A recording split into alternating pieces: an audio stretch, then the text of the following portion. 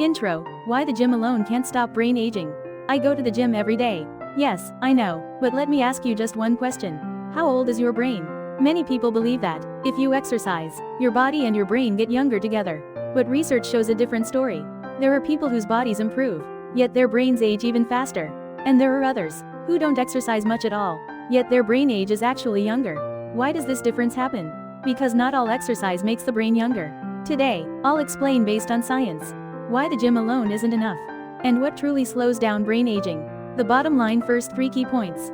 Let me give you the conclusion up front. First, what keeps the brain young isn't the type of exercise, it's the structure. Second, when muscle increases and visceral fat decreases, brain aging slows and recovery improves. Third, this isn't theory. It's supported by science. Wait, that doesn't sound right. I thought the same at first. That's why I looked at the data. Experiments involving thousands of people, and direct MRI scans of the brain. Let me show you. 1. Brain age can actually be estimated. Have you heard the term brain age? This isn't just a metaphor. It can be estimated using MRI scans. What scientists did: researchers scanned the brains of thousands of people using MRI. Then they asked an AI model, how old does this brain look? The AI analyzed brain structure, volume, gray matter density, and other patterns to statistically estimate brain age. The shocking result: some people who were 50 years old had brains estimated at 65. Others were 60 years old, but their brains looked closer to 50. Why does this matter? People whose brain age appeared older than their actual age tended to show a higher risk of cognitive decline during long-term follow-up. So brain age isn't a perfect predictor of the future, but it is a powerful early indicator of cognitive risk. That's why, if your body is in its 50s, but your brain looks like it's in its 70s, it's worth paying attention. And here's the key point: brain aging is not fate. With the right balance of movement and recovery, some brain regions show structural and functional improvement. 2. Muscle and visceral fat push brain age in opposite directions. So what creates these differences? One large experiment gives us the answer. Study design: over 1,000 middle-aged adults. Full body MRI scans measuring muscle mass, visceral fat, subcutaneous fat, brain age measured simultaneously. Result 1. More muscle, younger brain. Across multiple studies, people with more muscle mass tend to have younger brain ages. But this doesn't mean muscle magically rejuvenates the brain.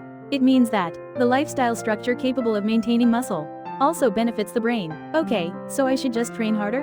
Not so fast. Result 2. High visceral fat cancels the benefit. When visceral fat is high, even people with a lot of muscle lose much of their brain age advantage. Result 3. Subcutaneous fat matters far less.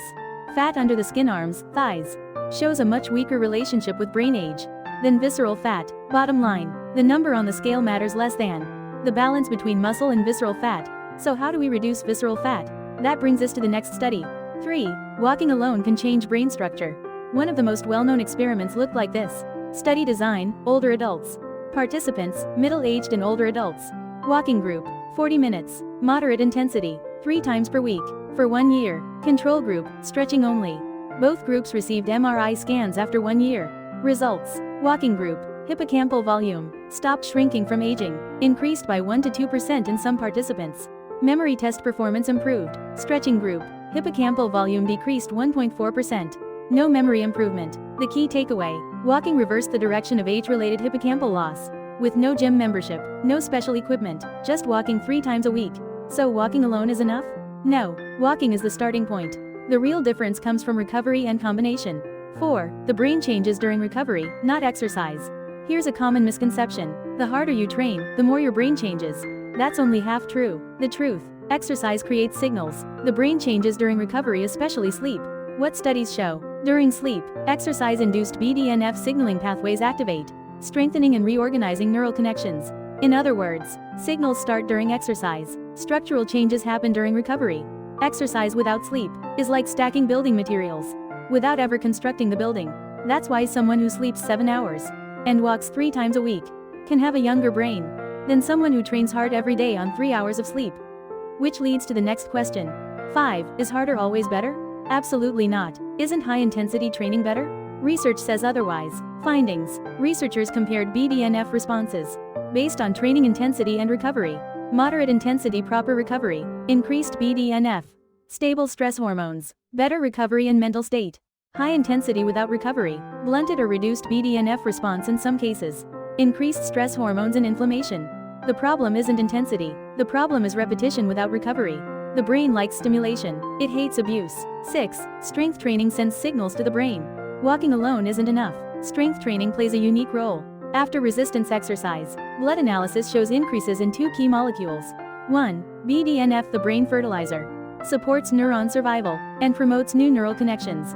2. IGF-1, the brain bodyguard, protects neurons and reduces inflammation. Muscle isn't just for strength. It's a signaling organ for the brain. But there's a catch. Good signals aren't the only ones being sent. 7. Visceral fat sends the opposite signal. If muscle sends positive signals, visceral fat sends negative ones. What blood tests show? People with high visceral fat show elevated inflammatory markers, IL-6, TNF-alpha, and CRP. You don't need to memorize the names.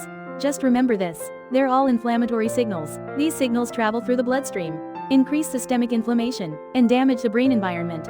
The scary part? Visceral fat doesn't hurt. It quietly accelerates brain aging. That's why I call it visceral fat, a silent brain aging accelerator. 8. The brain-friendly exercise structure. So what should you actually do? Let's combine WHO guidelines with research evidence. You only need 3 things. 150 minutes of aerobic activity per week. Walking, jogging, swimming, cycling. At an intensity where you can still talk. Strength training 2 to 3 times per week. Full body movements. Weights you can lift 8 to 12 times. 8,000 steps per day, less sugar. Movement doesn't have to be exercise. The key isn't the activity.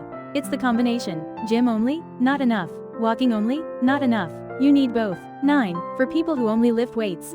I've seen many people who've trained in the gym for years. Amazing physiques. But here's the truth. In many cases, the body changes but the brain doesn't. Common patterns. No cardio. High visceral fat. 4 to 5 hours of sleep. Obsession with protein only. Result? Muscle grows, inflammation stays, and stress signals keep reaching the brain.